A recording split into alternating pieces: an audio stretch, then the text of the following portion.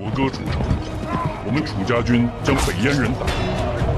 那年 Berlatar belakang pada tahun di mana Snack Video belum lahir, film bercerita tentang dua negara yaitu Zhao Selatan dan Yan Utara yang selalu berperang. Di mana peperangan itu menyebabkan kemiskinan di daratan tengah, tempat di mana kedua negara itu berada. Diceritakan, akhirnya kedua negara itu sepakat untuk berdamai. Namun, perdamaian itu hanya berlangsung 10 tahun, di mana saat Raja baru Yan Utara dilantik. Di sini dia terus memprovokasi Zhao Selatan untuk kembali memulai peperangan.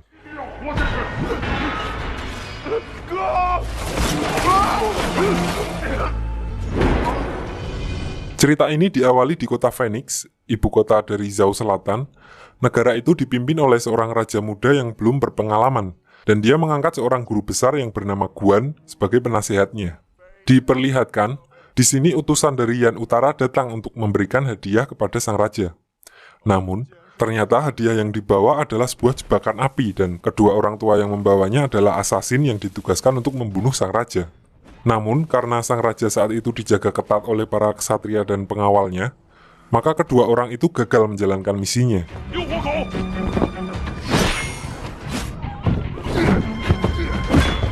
Dan saat sang raja panik, guru besar Guan memintanya untuk mengadakan kontes bela diri antara seluruh klan di Zhao Selatan, untuk memilih marskal yang nantinya akan memimpin pasukan perang.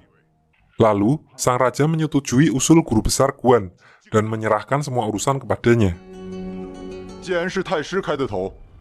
Karena zaman dulu belum ada WA dan broadcast BBM, guru besar Guan mengirimkan elang pembawa berita untuk mengabarkan tentang kontes tersebut kepada 8 klan yang ada di Zhao Selatan.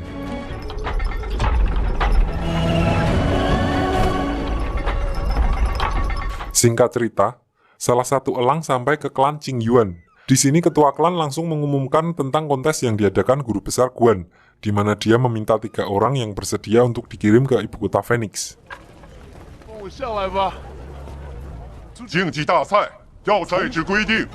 orang yang bersedia membawa nama klan mereka adalah Don Yilong, pemuda berandal yatim piatu yang ditinggal ibunya saat baru lahir dan tidak diketahui siapa ayahnya. Lalu Chu Hun, seorang mantan tentara kerajaan yang dianggap pembelot dan diasingkan, dan langsung maju untuk menawarkan diri saat mendengar nama guru besar Guan. Lalu yang ketiga, Chang Qiu. Gampangnya dia adalah seorang polisi di daerah tersebut.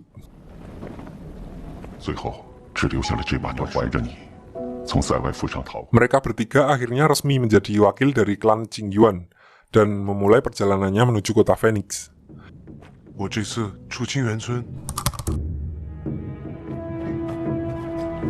Diperlihatkan, di sini perjalanannya aja udah seperti ujian, karena mereka harus melewati gurun pasir dan menghadapi kalajengking raksasa.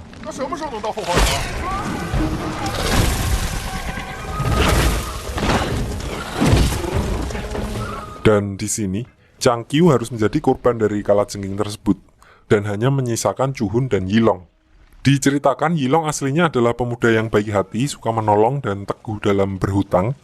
Walaupun di desanya disebut berandal karena sering berbuat onar, dia berniat untuk mencari dan menyelamatkan Chang Qiu yang hilang di gurun. Namun, Chu Hun melarangnya karena mereka harus sampai di kota Phoenix sebelum bulan purnama. Lanjut di tengah perjalanannya, mereka berpapasan dengan seorang gadis bernama Jinggang yang sedang dikejar oleh orang-orang dari klan Kadal. Dia dikejar karena dia telah mencuri lencana dari ketua klan Kadal dan akan digunakannya untuk masuk ke kota Phoenix. Di sini tiba-tiba terjadi badai yang sangat besar.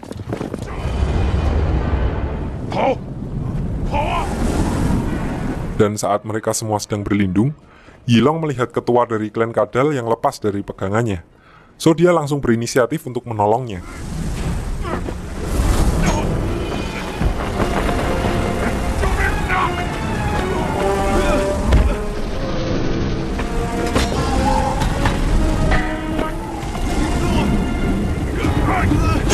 Singkat cerita, mereka semua akhirnya selamat dan atas kebaikan Yilong, klan Kadal memberikan salah satu kuda mereka untuk membantu Yilong dan Chu Hun sampai di kota Phoenix lebih cepat.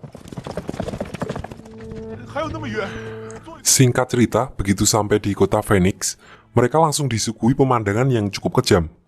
Dua mata-mata dari Yan Utara yang mempunyai ciri-ciri cap di lengannya digantung di depan gerbang kota sebagai peringatan.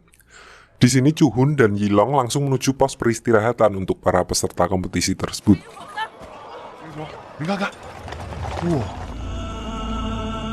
Di dalam, sempat terjadi keributan begitu klan Kadal melihat Jinggang yang juga sampai ke pos tersebut.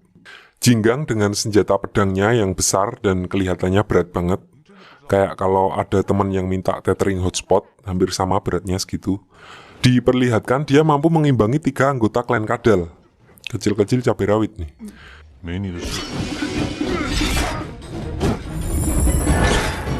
Namun di tengah pertarungan, guru besar datang untuk menyambut para peserta. Dia juga ditemani hewan peliharaannya yang agak mirip kayak Leonya Iritel di Mobile Legends, GG Gaming. Di sini diperlihatkan Chu Hun yang ternyata menyimpan dendam kepada guru besar. Diceritakan kalau dulu saat Chu Hun masih menjadi tentara khusus kerajaan, dia dan timnya dijebak di tengah pertarungan besar tanpa bala bantuan. Ternyata, orang yang merencanakan hal itu adalah guru besar. Dia merasa keberadaan tentara khusus itu mengancam kekuasaannya. So, para tentara khusus itu semuanya akhirnya terbunuh, termasuk kakaknya Chu Hun, komandan kompi dan pemilik tombak patah yang dibawanya sekarang untuk bertanding. Dan hanya menyisakan Chu Hun satu-satunya yang selamat dari kejadian tersebut. Kembali ke cerita, di sini Yilong berhasil menahan Chu Hun yang berniat ingin membunuh guru besar saat itu juga.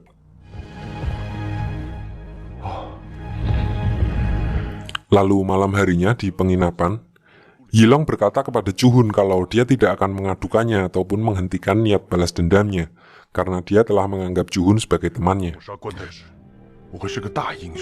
Besoknya mereka berdua jalan-jalan di kota sambil mencari orang untuk direkrut sebagai timnya. Karena syarat pertandingan, tiap tim harus beranggotakan 3 orang.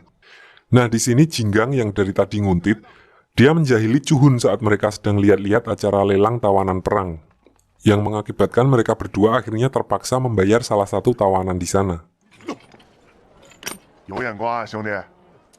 Karena mendengar mereka kekurangan anggota, di sini Jinggang menawarkan diri untuk bergabung. Chu Hun yang awalnya tidak setuju, akhirnya tidak bisa menolak karena Yilong menyetujuinya dan juga waktu pertandingan yang semakin mepet. Mereka bertiga akhirnya menuju penginapan untuk bersiap mengikuti pertandingan keesokan harinya. Di penginapan, diperlihatkan tawanan yang tadi siang ditebus ternyata ikut ke sana. Perempuan itu bernama Binu, nggak pakai mu. Saat pertama melihat Chu Hun, dia tampak langsung mengenali tombak yang dibawanya. Ternyata, ayahnya dulu terbunuh oleh kakak dari Chu Hun dengan menggunakan tombak tersebut. Di sini dia ingin membalaskan dendamnya terhadap Chu Hun. Namun, Chu Hun berkata kalau dia akan menebus dosanya setelah berhasil membunuh guru besar. Binu yang merasa tidak mampu bertarung 1 lawan 1 dengannya lalu menyetujui persyaratan tersebut. Singkat cerita, hari pertandingan pun tiba. 8 klan yang datang dari seluruh penjuru negeri sudah berkumpul di arena pertandingan. Babak pertama adalah babak penyisian. Peraturannya sederhana.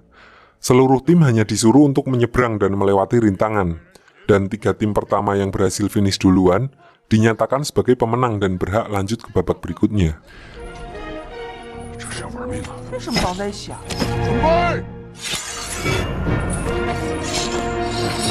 Dan pertandingan pun dimulai.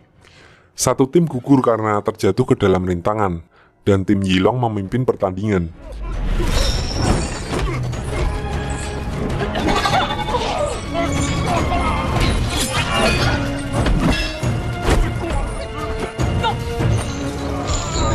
Namun tiba-tiba, arenanya berputar arah dan membuat mereka berada di posisi terakhir. Sementara tiap tim masih berusaha menghindari serangan satu sama lain, tiba-tiba muncul rintangan baru yaitu bola besi yang meluncur secara acak. Satu tim lagi gugur karena tergeprek bola besi yang bertabrakan.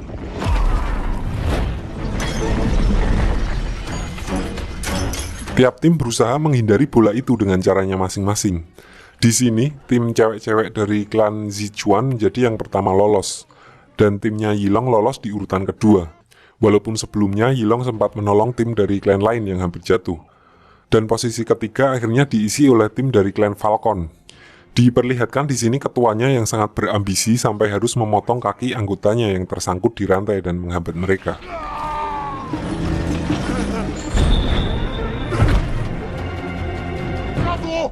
Sisa tim yang kalah lalu dicap mukanya sebagai pecundang, bukan cap 3 jari, cap beneran. Sementara tim yang lolos ke babak selanjutnya diberikan medali oleh guru besar. Saat pemberian medali ini, guru besar melihat tombak yang dibawa oleh Chuhun dan langsung mengenalinya. Di sini lagi-lagi niat Chuhun untuk membunuh guru besar tertahan karena ada Jinggang dan Yilong. Guru besar lalu memberinya selamat dan pergi begitu saja. Ternyata, di luar arena setelah selesai pertandingan babak pertama, tim dari klan Macan datang untuk menghabisi Chuhun. Usut punya usut, mereka ternyata diperintahkan oleh bawahan dari guru besar Guan untuk menghabisi Chuhun. Beruntung di sini mereka berhasil dikalahkan. Saat salah satunya hampir tertangkap oleh Yilong, asisten guru besar langsung menembaknya menggunakan crossbow. Dan seketika tembakannya langsung headshot. Setelah kejadian itu, Yilong dan Jinggang membujuk Chuhun agar tidak gegabah. Mereka mengatakan kalau pembalasan dendam akan lebih mudah dilakukan jika dia menjadi marsekal besar dengan memenangkan turnamen ini. Bino yang gak pernah jauh-jauh dari Chuhun karena ingin membalaskan dendamnya, juga mendengar percakapan mereka dari balik genteng. Kini dia jadi harus menunggu lebih lama untuk menagih janji Chuhun kepadanya. Babak kedua pun dimulai keesokan harinya. Di sini, ketiga tim yang lolos diperintahkan untuk mengambil telur ular raksasa dari sarangnya. Tim yang lebih dulu berhasil akan dinyatakan sebagai pemenang.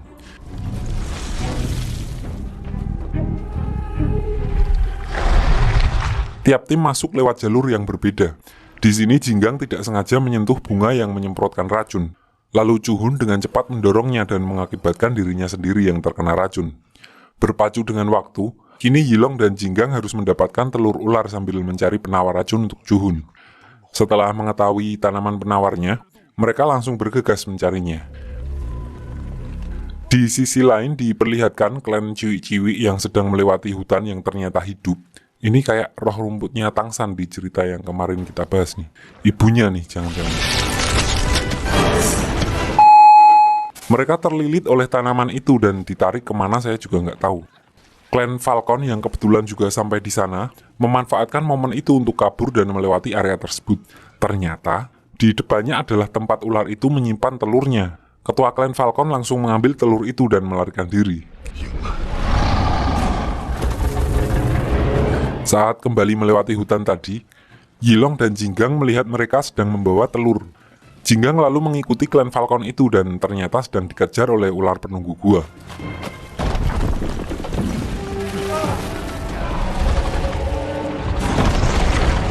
Lalu Jinggang mengambil kesempatan saat telurnya lepas dari pegangan ketua Falcon, waktu dia diserang oleh ular tersebut.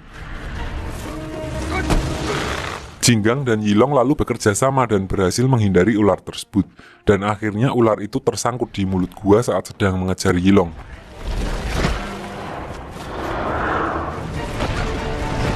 Dan ternyata, di atas helm ular itu terdapat serbuk tanaman yang bisa digunakan sebagai penawar untuk Chuhun.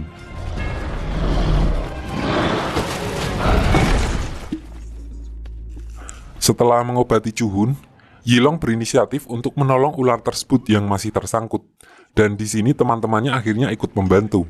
Setelah berhasil melepaskan helm dan membebaskan ular tersebut, Yilong meminta izin untuk meminjam telurnya sebentar, dan tanpa diduga, ternyata ular raksasa itu mengerti dan membiarkan mereka pergi dari sana. Mereka pun kembali ke arena pertandingan dan dinyatakan lolos ke babak final. Sementara ketua tim Falcon yang gagal, mau tidak mau harus menerima cap pecundang di wajahnya. Di sini guru besar Guan memberitahukan kalau ternyata babak final adalah pertandingan mereka melawan satu sama lain. Orang terakhir yang hidup baru dinyatakan sebagai pemenang dan menjadi laksamana besar Zhao Selatan. Mereka tidak diperbolehkan mengundurkan diri karena itu dianggap sebagai pengkhianatan terhadap klan. Di tengah kebingungan mereka, tiba-tiba muncul sesosok perempuan yang mengaku sebagai teman dari ayahnya Yilong. Dia mengajak Yilong ke sebuah tempat yang disebut hutan mistis untuk memberitahukan rahasia tentang ayahnya. Begitu sampai di sana, terungkap sebuah fakta bahwa ayahnya Yilong ternyata adalah seorang raja dari kerajaan Yan Utara, dan Yilong adalah pewarisnya. Hal itu ditunjukkan dari tanda Yan Utara yang ternyata ada di lengan Yilong. Wanita itu menyuruhnya kembali ke Yan Utara dan mengklaim kembali kerajaannya untuk mencegah peperangan di daratan tengah. Chuhun yang memiliki sejarah pahit dengan Yan Utara langsung terbawa emosi dan pergi meninggalkan Yilong. Dia juga mengusir Jinggang yang berusaha membujuknya. Di tengah perjalanannya, dia ditemui oleh Binu yang ingin berpamitan. Binu berkata kalau dia sudah mengikhlaskan dendamnya dan akan hidup merdeka. Mendengar perkataannya, dia langsung tersadar bahwa tidak ada gunanya menyimpan dendam. Lalu dia langsung kembali untuk mencari Jinggang. Namun dia sudah terlambat, karena ternyata Jinggang sudah dikepung oleh guru besar Guan dan kelompoknya.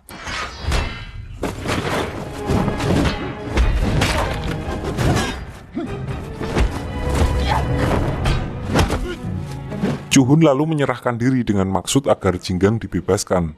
Namun emang dasar guru Guan ini guru yang killer, dia tetap membunuh Jinggang dengan sadis.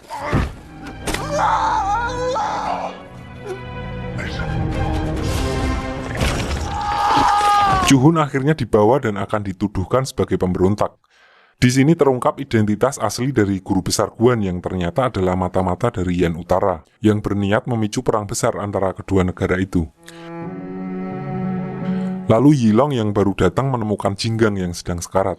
Sebelum kepergiannya, dia memberitahukan Yilong kalau guru besar Guan lah yang bertanggung jawab atas kejadian ini. Yilong lalu kembali ke kota setelah menguburkan Jinggang.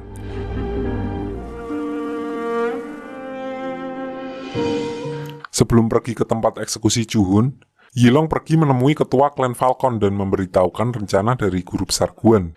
Yilong juga memintanya untuk membantu melawan para pengkhianat itu. Yilong lalu pergi untuk menyelamatkan Chuhun, sementara ketua klan Falcon pergi meminta bantuan ke klan lain yang baru OTW pulang ke desa masing-masing. Next diperlihatkan Yilong yang telah sampai di tempat eksekusi.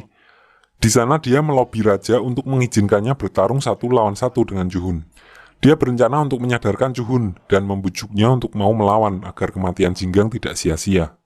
Di sini Yilong butuh waktu agak lama untuk membuat Chuhun paham akan rencana Yilong.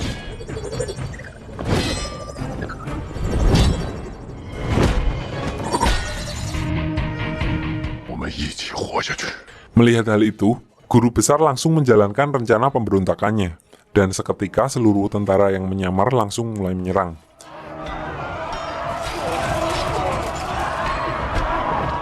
Di tengah kerusuhan itu, guru besar memerintahkan para pengawal raja untuk mengamankannya.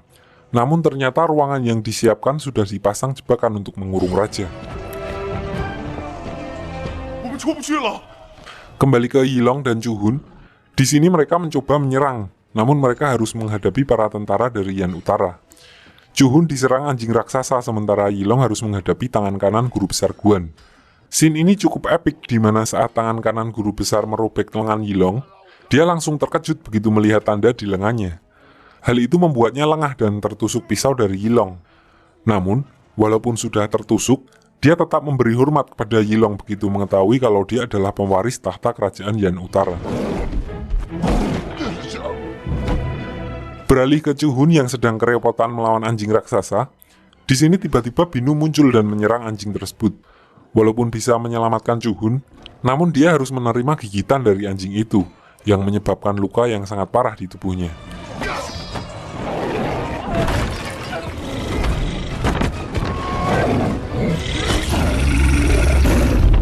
Guru besar Guan yang udah menyiapkan jalur pelarian, langsung membakar gedung tempat raja dikurung.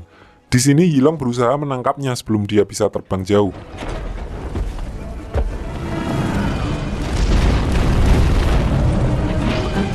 Sementara Chuhun dan ketua klan Falcon berusaha mendobrak pintu untuk menyelamatkan raja.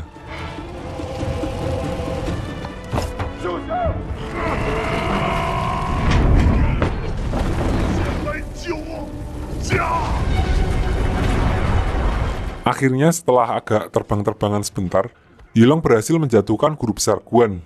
Melihat hal itu, tanpa membuang waktu, Chuhun langsung membantainya tanpa ampun. Guru besar Guan pun akhirnya mati.